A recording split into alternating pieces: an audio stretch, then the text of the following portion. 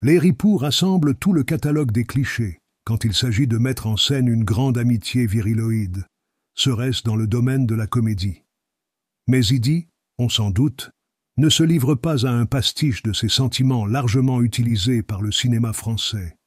Le registre comique hexagonal est abruptement abandonné au final pour celui des sanglots longs des retrouvailles entre hommes, les deux femmes s'estompant frileusement dans la brume du petit matin.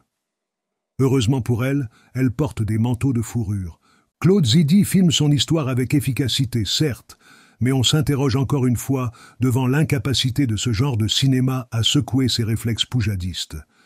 C'est là que le film rejoint le polar français actuel. Le romantisme noir de certains Carnet ou Melville utilisait certes les clichés, mais en les exacerbant. Ici, ils sont pris au pied de la lettre, et les personnages, comme la morale du récit, devront rentrer coûte que coûte dans le moule.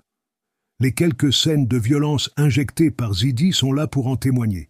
Leur sanguinolence ramène au réalisme de rigueur qui sous-tend le genre. Le polar des années 80 est moins un exercice cinématographique que l'exploitation d'approximatives valeurs sociologiques. Les ripoux de Zidi ont un cœur grand comme ça, forcément, mais cela n'en fait pas des personnages. On a seulement l'impression qu'ils sortent directement du trouble intérêt médiatique pour les faits divers. Qu'il s'agisse de garces, de crimes, d'additions ou de ripoux, les titres ne mentent pas. Ils vendent sans mensonge du cliché. Bertrand Philibert. Cinématographe. Octobre 1984.